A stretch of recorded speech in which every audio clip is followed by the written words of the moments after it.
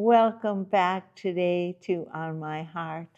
And today is going to be a very fun day because I'm going to show you how to cheat.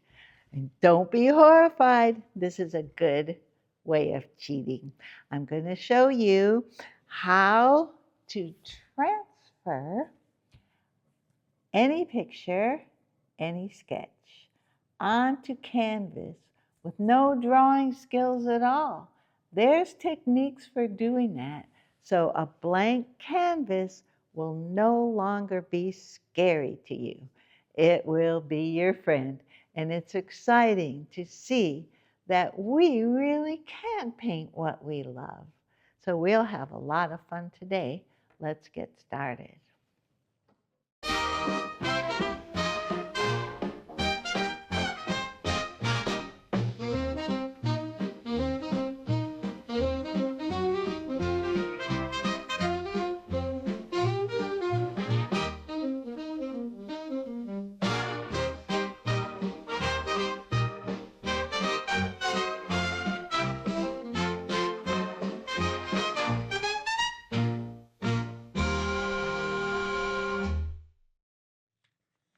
All right, today I'm going to do something.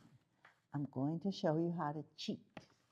Yes, you heard cheat, because here is the best way to transfer a drawing, like a simple drawing like this, or a photograph, a beautiful photograph, onto your canvas without being a great artist yourself. Maybe you don't even know how to draw, but this is a wonderful way to do it.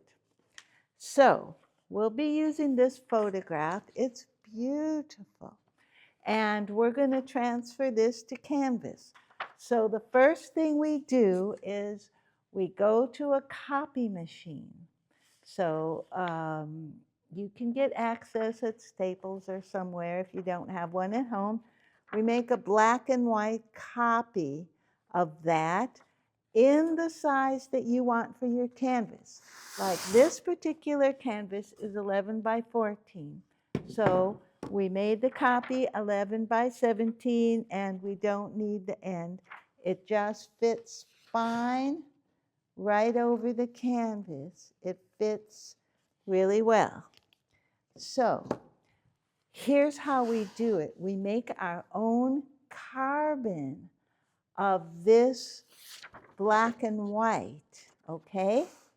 And what we do is, I've started to color it in already. We color the whole back with the dark soft lead pencils that we had you buy. We cover the whole back of this. Takes a while to color it in, but it's not that long because we can't use regular carbon paper.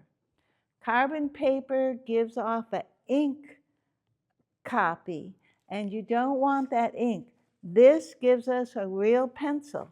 So it will look like you just put this on with a pencil. It'll be a pencil drawing on your canvas. So once you have it all colored in, then you lay it on the canvas, get it just right. You can tape it if you want to, but if you want to hold it, that's fine. And we take a red pen. The reason we're using red is because if you use regular ink, especially black ink, but blue is hard to see as well, you won't be able to see where you have traced it. So all we really want to do is trace the outlines of the basic shapes. And so you just start anywhere, but you can see where you have been because it shows up on the red pen. So we want to, this is a beautiful waterfall. We're going to trace down the waterfall. We're going to trace where it hits the water below. It's a beautiful photograph. And then we'll trace the hillsides, and we'll trace some of the trees. You don't need a lot of detail because this is just a line drawing. Okay, and then we can trace some of the rocks below so you can paint them in. This is just so, the red pen is just so you know what you have traced already. And the details will fill in later. And here's some more little rocks over here. We'll just put in to indicate where they all go. Okay, carefully pick it up to make sure, and sure enough, it has transferred a line drawing onto your canvas. It's going to be very faint, but it's good enough for you to see. And if you want, you can go over with one of your chalks, because remember, you're going to paint it over. You can go over your pencil lines with one of your chalks for you to see at the end. See, this is just the basic shapes and proportions. So as you do that, you'll see, and see the sticks going up here. Those are the trees. You know how to do trees now. And this is the waterfall coming down. Here's little rocks in the water and bigger rocks over here. Okay. Now, it really helps if you're using a photograph. You can keep the photograph with you, or you can make a color copy of the photograph. Here is a color copy of the photograph. And what you can do is use this for your sample of how to do the colors. And of course, you can mix and match and make it your own colors as well. But if you have a photograph that you're working from, and then you have this, see, you can actually do a painting from this. This is really simple. And if you don't have a photograph, you can do it from a drawing. Just make a quick sketch yourself. If you got your little drawing book and you're going around and seeing beautiful scenes, you can do quick sketches like this, and then you can also copy the same way onto your canvas, or you can just sketch it right on the canvas, and you can use your chalk if you like. Now, we're going to do portraits. So I'm going to prepare the portrait for you, because portraits are not as scary as you think. Because when you do it this way, at least you will have a basic outline of the person's real face, their real proportions. And so we'll put the landscape aside. Portraits is a whole nother animal, and we're going to spend some time doing a portrait. But I have a lovely portrait of our dear friend who works right here at the station, and he's a blessing. And I have a black and white copy of it, sized to fit the canvas, so that is just right. And you don't have to color in the whole background. I just kind of colored in the area where his face was.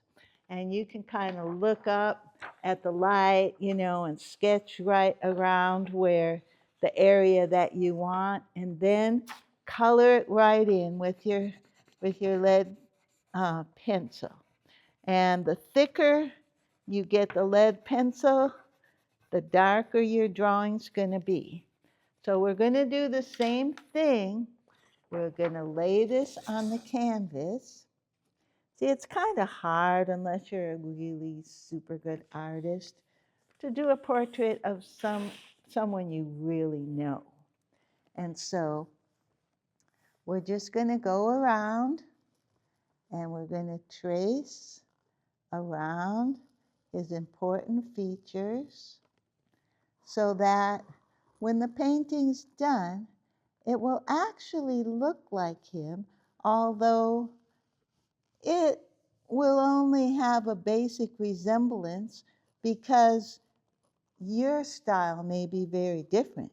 And if you paint like Picasso, it'll be very different. But it's fun to start with something real in the beginning. So we'll just go ahead and trace that. You trace around the lines that really, really depict that person so that you know it's him, but then you might not know it's him by the time you're done. But it's going to be good. You've started with an actual person. And so once we get this done, then I'm going to show you. This is a wonderful way to do it because you can do this with any photograph or drawing any way you want. Now, we just want to get the basic lines of what we want to do here.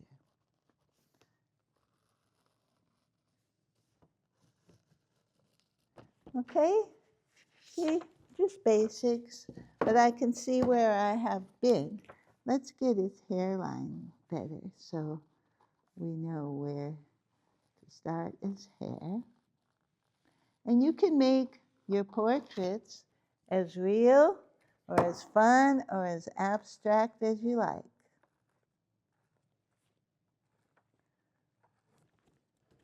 There. So we got some details, and there he is. There he is on the canvas. It's very light, but you can see it when you're working here. And so we can, again, fill in some details if you want. But this is such a good way because you don't have to be, you don't have to know a lot about drawing to do this. Now, if we were going to do a drawing class, then we would go through all the ritual of the proper proportions and how to do it. But it's still very difficult to get somebody that you love and that you know to be just right. Whereas this gives you their basic proportions right off the bat and is recognizable as the person that you really want to be doing. So I think this is great, and I think we're going to have a lot of fun. Now, in the class coming up, we're going to do some testing, and we're going to do some actual painting. So see, there he is. And hopefully everyone will say, yep, that's Alec. We'll know. Okay, and see, we got the color photograph to go by when we're painting. And you can do as real or as abstract as you want. Now, remember when we did the browns? Okay, we're going to need to look at the browns once again. And I have them right here because remember in our last session we did the greens and we did the browns. So on this one, we want to basically focus on browns because the hardest thing to match is skin tone. So I want you to do this exercise at home, okay? This is very important. I want you to to get your little paints, and you know the drill. We add a little bit of each color to make brown. We need a primary red. We need the blue, and we need the yellow. So we'll put a little bit on our canvas, nice fresh colors, so that they are pure and good. And we need a little bit of white and a little bit of black. And the exercise I want you to do today, this is a good one, and it'll be a challenge for you. But once you get this exercise, you're going to be good.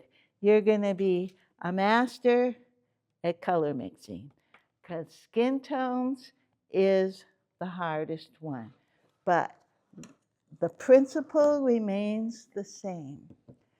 We start with a brown, because most skin tones, no matter what your ethnicity is, most skin tones, like Adam when he was created, with a ruddy complexion. Ruddy doesn't mean muddy. It just means like a healthy, robust, nice complexion. So we're going to start. We'll use this again. We'll start. We don't need to go into the darks because Alec has a brown tones. And so what we're going to do is little red, little yellow, little blue. Get to your basic color. And then we want to start mixing a nice brown. This is more of a little bit of a reddish brown, okay? But we're going to lighten that.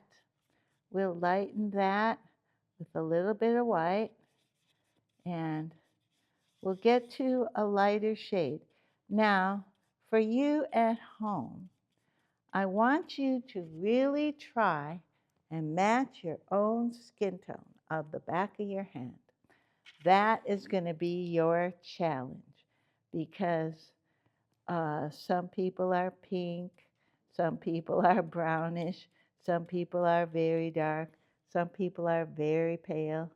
You know, whatever your skin tone is, you keep adding more white, more black, more yellow, more of anything you need to get to the color on the back of your hand. And really work at this, because you're basically starting with a brown, but there's so many subtlenesses that you can keep working and figure this out for yourself, because keep making samples until you get a tone that feels and looks just right. Because there's millions of shades, just like there's millions of shades of people. And you'll get the right ones. See, sometimes one is a little more pinkish, one's a little more yellowish. So you just take time and figure it out, the skin tone. And the back of your hand is the best thing to try and match, you know, because that's your biggest challenge. See, and you start to get close, try lightening it up a bit. You start to get close. Because everyone's skin tone is different. Try darkening it if your skin tone is darker. Make him nice, rich colors.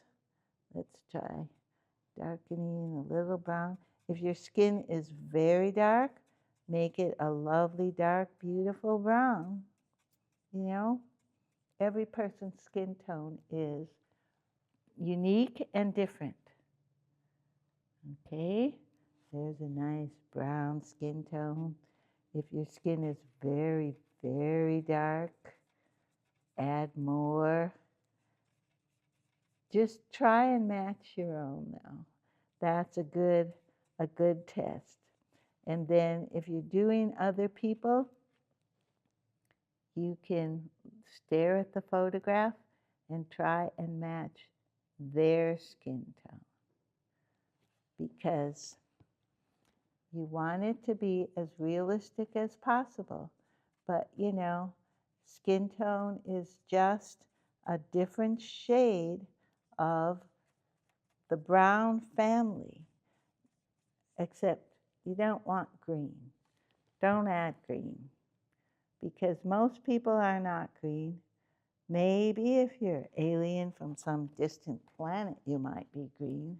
But I haven't met too many of those people. So just try. Now, maybe you're very, very pale, and just do a very pale one, you know, just lighter. Maybe you're suntanned and you want very rich tan tones.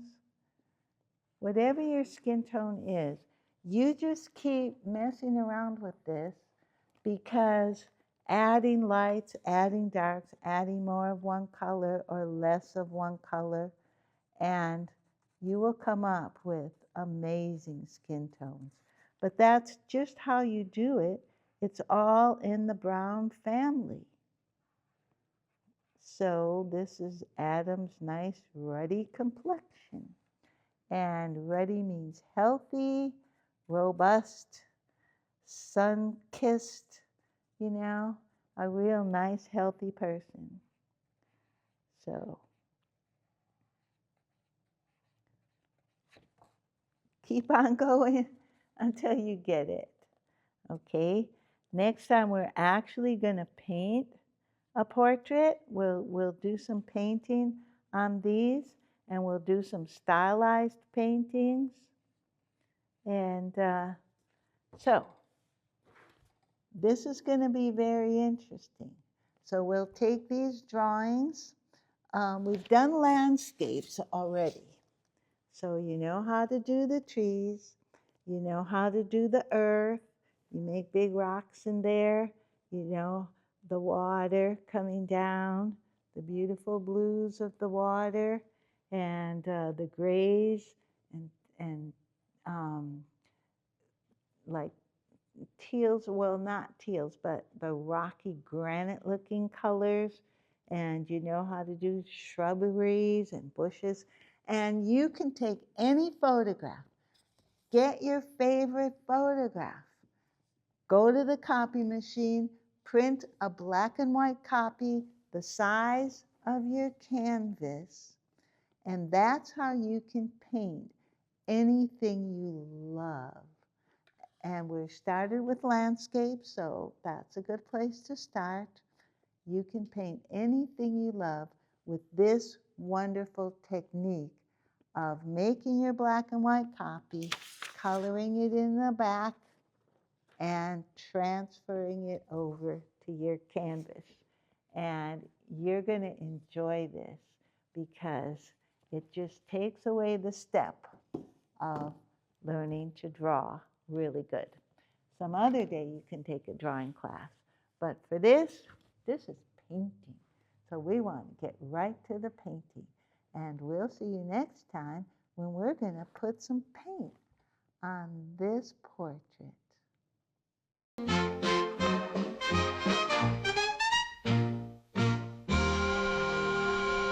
Okay, so today we learned how an outline of something we love gives us an extra skill in being able to paint what we love. And getting that outline onto the canvas is a big deal. And it's kind of scriptural, because God gave us an outline in the Bible of who He is. And we can learn who He is from His Word, just like we can paint what we want from our sketch. And now we know how to do it. Starting with an outline on the blank canvas is the first step to a successful painting. So next week, we're going to do something. Don't be afraid. We're going to do portraits. So in the meantime, I want you to look for a picture of somebody you love, or somebody that you would feel like it's fun to paint. And I'll show you a couple different ways of doing portraits and how to get that portrait onto the canvas using the same technique that we learned today. So you're going to love next week's show. It's going to be awesome. We'll see you then, and you'll be on my heart.